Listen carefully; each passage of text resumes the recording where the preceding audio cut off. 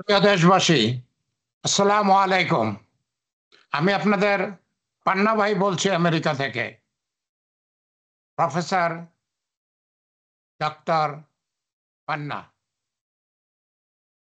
আমার আজকের ভিডিও আগামী নির্বাচন নিয়ে। 2026 সালের জুন মাসের মধ্যে যে নির্বাচন হবে বলে আমরা আশা করতেছি, সেই নির্বাচন নিয়ে। মুক্তিযোদ্ধা পান্না অত্যন্ত পরিষ্কারভাবে বাংলাদেশের ভাই বোনকে বলতে চায়, ভারতের দালাল কোনো দলকে বাংলাদেশ ক্ষমতায় চায় না। ভারতের দালাল কোন দলকে আমরা বাংলাদেশের ক্ষমতায় দেখতে চাই না।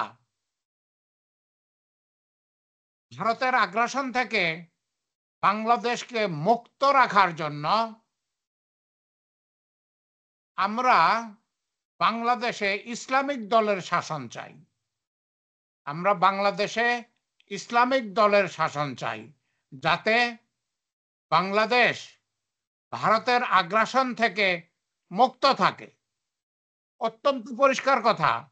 Enough is enough. যথেষ্ট হয়েছে, যথেষ্ট হয়েছে। আমরা ভারতের বেইমানি, ভারতের বদমাইশি যথেষ্ট দেখেছি। ভারতের মিডিয়াগুলো আমাদেরকে ভেজে ভেজে খেয়ে ফেলতেছে। ভারতের সরকার অনতি কোন রকমের বিরতি ছাড়া, বিরতিহীনভাবে আমাদের বিরুদ্ধে কথা বলতেছে। এটা আর চলতে দেওয়া যায় না।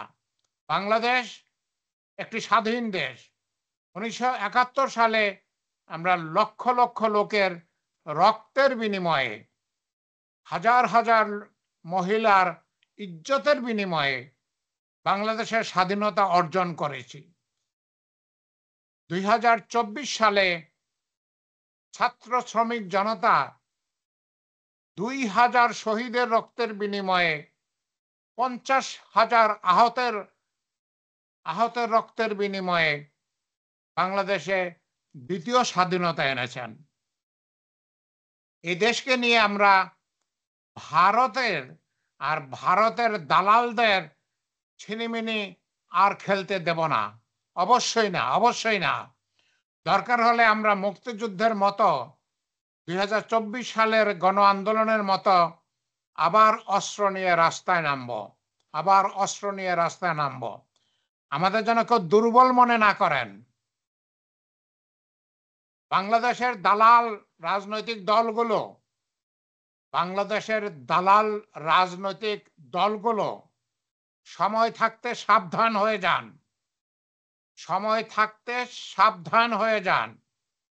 বাংলাদেশের জনসাধারণ জেগে উঠেছে। আপনাদের বেইমানি, আপনাদের বদমাইশি বাংলাদেশের মানুষ এখন বোঝে। আপনারা যতই ভারতেরকে তেল দেন, ভারতের পয়সা খান, আর আওয়ামী লীগের পয়সা খান, যারা বর্তমান রাজনৈতিক দল ভারতের সবচেয়ে বড় দালালি করতেছেন, তারা সাবধান হয়ে যান। আমরা একজনকেও ছেড়ে দেব না, একজনকেও ছেড়ে দেব না, একজনকেও না। গলা টিপে ধরবো, গলা টিপে ধরবো। এদেশ আমাদের, এদেশ বাংলার জনসাধারণের। এদেশ দালালদের নয়, এদেশ দালালদের নয়। 53 বছর বাংলাদেশের দালালরা, ভারতের দালালরা আমাদেরকে অত্যাচার করেছে, আর নয়। Enough is enough. আর নয়। আমরা ভারতের আগ্রাসন থেকে বাংলাদেশকে মুক্ত রাখবো ইনশাল্লাহ। ভারতের আগ্রাসন থেকে আমরা বাংলাদেশকে মুক্ত রাখবো ইনশাল্লাহ। বাংলাদেশে আমরা ইসলামিক দলের শাসন চাই, ইসলামিক দলের শাসন চাই। আমি ইসলামিক দলগুলোর কাছে অনুরোধ করতেছি, দয়া করে আপনারা এককাট্টা হন, একসঙ্গে মিলে যান, একসঙ্গে মিলে যান। একটি ভোটের বাক্স দিন। এই দেশে ৯২% মুসলমান। মুসলমানরা, মুসলমানদের দল, ইসলামিক দল এদেশ শাসন করবে, সেটাই তো স্বাভাবিক। তবে তবে একটা অনুরোধ, আপনারা দয়া করে খেয়াল রাখবেন, এদেশকে কখনোই তালেবানি রাষ্ট্র করার চেষ্টা করবেন না। এই দেশকে কখনোই তালেবানি রাষ্ট্র করার চেষ্টা করবেন না।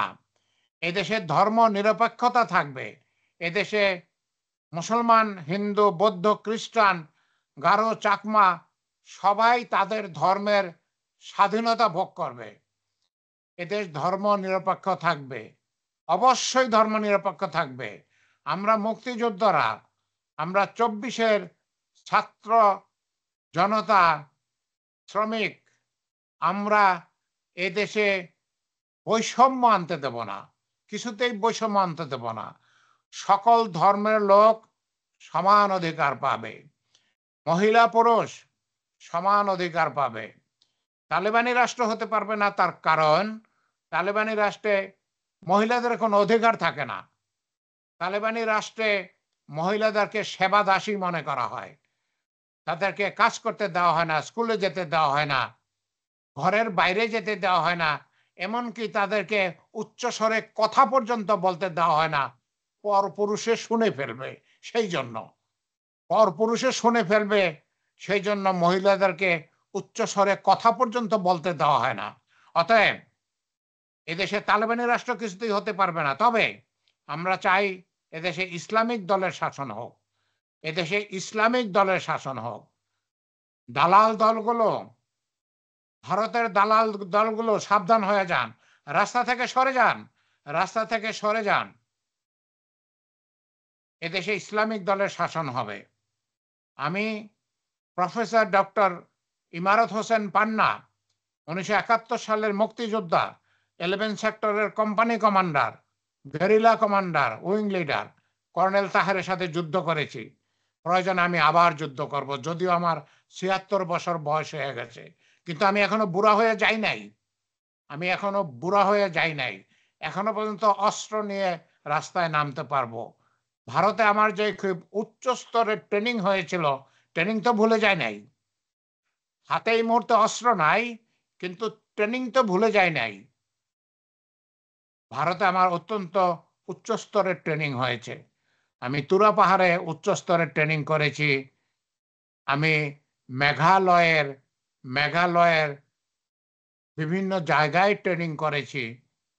যাই হোক, আমার নিজের সম্বন্ধে বেশি বলতে চাই না, দেশের সম্বন্ধে ২টা কথা বলতে চাইছি। এদেশ স্বাধীন থাকবে, ভারতের পরাধীন হবে না। দালাল দলগুলোর কোনো জায়গা নাই। এদেশে শতকরা ৯২ জন মুসলমান, অর্থাৎ ইসলামিক দলের শাসন থাকবে। আমি ভিডিও আর লম্বা করব না, এত লম্বাও করতে চাই নাই। যাই হোক, আল্লাহ আমাদের সহায় থাকুন। আল্লাহ, আল্লাহর ইচ্ছা ছাড়া তো আর কিছুই হবে না। আল্লাহ আমাদের সহায় থাকুন। আল্লাহ আমাদেরকে বাংলাদেশের স্বাধীনতা বজায় রাখার সামর্থ্য দিন। আল্লাহ আমাদেরকে এই দালাল দলগুলোর খপ্পর থেকে বাঁচিয়ে রাখুন, নিস্তার দিন। আল্লাহ, আশা করি আমাদের সেই আশা পূরণ করবেন। আল্লাহ আমাদের সহায় থাকুন।